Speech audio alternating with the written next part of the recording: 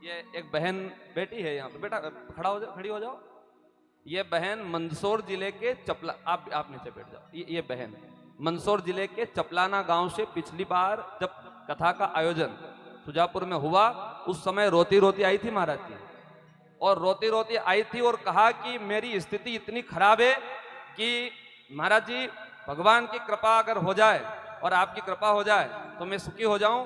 और वास्तविकता में उस समय इसके कमर में दर्द था, भयंकर कमर में पीड़ा थी, पूरा शरीर जकड़ा हुआ था और अन्य समस्याएं तो है ही है। तो बालाजी महाराज की कृपा से इसने अर्जी लगाई, भले ही नंबर नहीं लगा। देखो बहुत सारे लोग ये भी, हमने अर्जी लगा दी, हमारा नंबर नहीं लगा, हमारा पर्चा नहीं बना। महाराज जी कह देते हैं कि पर्चा नहीं, यहाँ पर दिव्य विभूति वितरण की जाती है, यहाँ पर झाड़ा लगाया जाता है। और बालाजी महाराज के दरबार में आपने हाजिरी लगा दी है तो बालाजी महाराज की कृपा से आपकी समस्या का समाधान हो जाता है। और इस बहन ने जब रतलाम में एक बहुत बड़ा यज्ञ हुआ था, तो उस यज्ञ में ये बहन आई थी, वहां मिली महाराज जी। मैंने कहा बेटा तुम्हारे कमर में दर्द था? वो महाराज जी कमर में दर्द, तो उसी दिन जब वहां से आई मैं कथा में से, उसी दिन कमर में दर्द समाप्त हो गया। ये आपके सामने खड़ी है। और जो इसके जीवन में समस्या आ रही थी, उन समस्याओं का समाधान भी बालाजी महाराज की कृपा से होगा। आ जाओ। तो ये बालाजी कृपा है। आज ये दिव्य संतों ने आज जो प्राप्त किया है, जो सिद्धियां प्राप्त करी है, तो ये चाहते तो भगवान की भक्ति करके पहाड़ों में बैठते, लेकिन नहीं।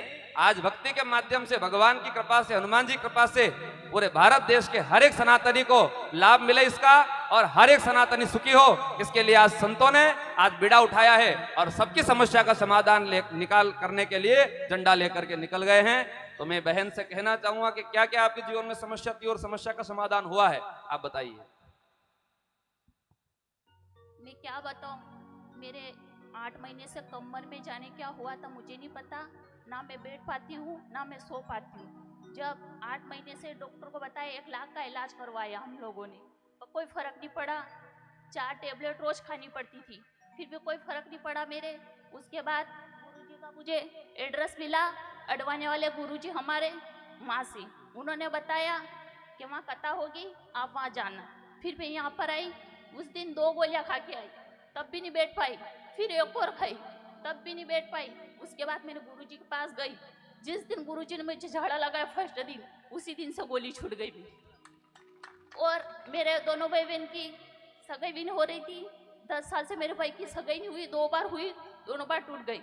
उसके बाद मैंने गुरुजी से बोला, ना भाई की सगाई हो रही है ना कुछ हो रहा है। उस दिन से तीसरे दिन यही पांडाल में थे, वो फोन आया सगे वाले का, वो यहाँ से कथा जाने के कथा हुई और हम गए। तीसरे दिन मेरे भाई की सगाई हो गई।